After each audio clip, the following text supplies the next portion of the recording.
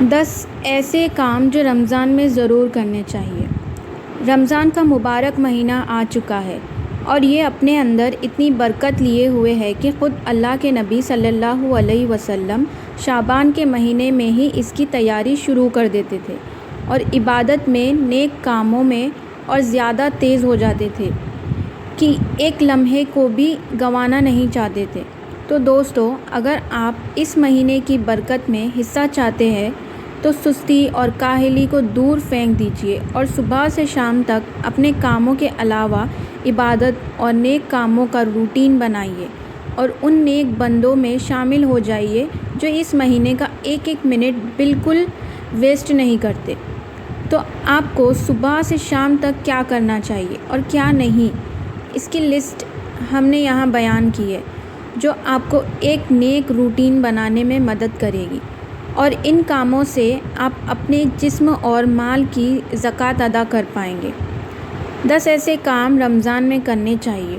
پہلا کام، سچے دل سے تمام گناہوں سے توبہ کرنا اور خوب توبہ و استغفار کا اہتمام کرنا۔ پہلے تو استغفار پڑھنا اور دوسرا ہے کہ اپنے دعاؤں میں اللہ سے اپنے کیے ہوئے گناہوں کی معافی مانگنا چاہیے۔ معافی مانگنا اور یہ دھیان میں رکھتے ہوئے کہ کیا معلوم اگلا رمضان ہمیں نصیب ہو یا نہ ہو، تو آپ کوشش کریے کہ جتنا ہو سکے اس رمضان استغفار پڑھیے۔ دن میں جتنی دفعہ آپ سے ہو سکتا ہے اتنا استغفار پڑھے، گناہوں کی توبہ کرے اور اس رمضان خاص طور پہ عبادت کے لیے سمے نکالیے۔ دوسرا کام، روزہ رکھنے اور تراویح پڑھنے کا پورا اہتمام کرنا۔ رمضان کی سب سے اہم عبادت ہے روزہ رکھنا، جس کے روحانی فائدے تو ہے ہی، جسمانی فائدے بھی ہے اور اس کے رکھنے سے اللہ تعالیٰ خوش ہو جاتے ہیں۔ اور تراویح رات میں قائم کرنا ہے اور دن بھر کے بعد اللہ کے سامنے کچھ رکعتیں ایکسٹرا ادا کرنی ہے، جو اس مہینے کو بہت اہم عبادت ہے۔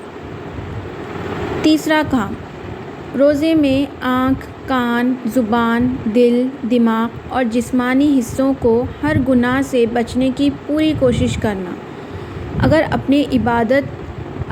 نے عبادت تو کی لیکن گناہوں سے نہیں بچ رہے تو یہ وہی بات ہو گئی کہ کٹورے کے بجائے چھنی میں پانی لینا، جس سے پانی تو آئے گا لیکن نکل جائے گا۔ ویسے ہی ایک طرف نیک عمل تو کرتے ہیں لیکن دوسری طرف گناہوں سے نیک عمل کو برباد کرتے ہیں۔ چوتھی چیز، باجماعت نماز کا اہتمام کرنا۔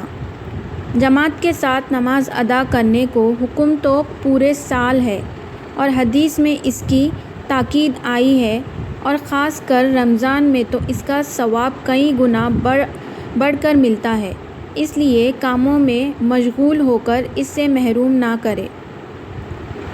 پانچویں چیز، اشراق، چاشت، اوابین، صلاۃ التسبیح، تحیۃ المسجد اور تہجد کا معمول بنانا۔ فرض نماز کے علاوہ بہت ساری نفل نمازیں ہیں جس کی ادائیگی سے ہم اپنے رب سے اور بھی زیادہ قریب ہو جاتے ہیں، اور رمضان میں تو عبادت کے لیے بہانہ ڈھونڈنا چاہیے اور کسی بھی طرح کی کوتاہی نہیں کرنی چاہیے۔ چھٹی چیز، رسول اکرم صلی اللہ علیہ وسلم کی تعلیم کا مطالعہ کرنا۔ ہمارے آقا حضرت محمد صلی اللہ علیہ وسلم نے ایک مسلمان کو نیک اور سچی زندگی گزارنے کے لیے کیا سبق دیا ہے، اس کو پڑھے اور حدیث پڑھنے اور اس پر عمل کرنے کو روزانہ کا معمول بنائیے۔ ساتویں چیز، قرآن کریم کی جتنی تلاوت ہو سکے اتنی کرنی چاہیے۔ ایک تو خود قرآن کی تلاوت کے ہی بہت سارے فائدے ہیں، دوسرے رمضان کا قرآن سے ایسا رشتہ ہے کہ اللہ نے رمضان میں ہی قرآن اتارا، قرآن نازل کیا، اور جتنے بھی بزرگان دین اب تک رہے وہ رمضان میں قرآن سے اپنے تعلق مضبوط بنائے رکھتے تھے اور زیادہ تر وقت قرآن کی تلاوت کرتے رہتے تھے۔ کم سے کم ایک آیت کا ترجمہ اور تفسیر بھی پڑھنا، اور اگر ہو سکے تو تلاوت کے ساتھ اس کا ترجمہ بھی پڑھ لینا۔ آٹھویں چیز، چلتے پھرتے لا الہ الا اللہ کی تسبیح کرنا، کبھی کبھی پورا کلمہ پڑھ کر درود شریف پڑھنا۔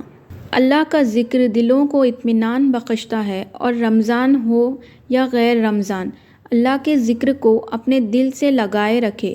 اگر آپ ایسا کرتے ہیں تو اس سے نہ صرف زندگی بلکہ آخرت میں بھی سکون حاصل ہوگا۔ 9ویں چیز، جنت الفردوس مانگنا اور جہنم کے عذاب سے پناہ مانگنا۔ ان تمام نیک اعمال کے ساتھ ساتھ جب دعا کرنا ہو تو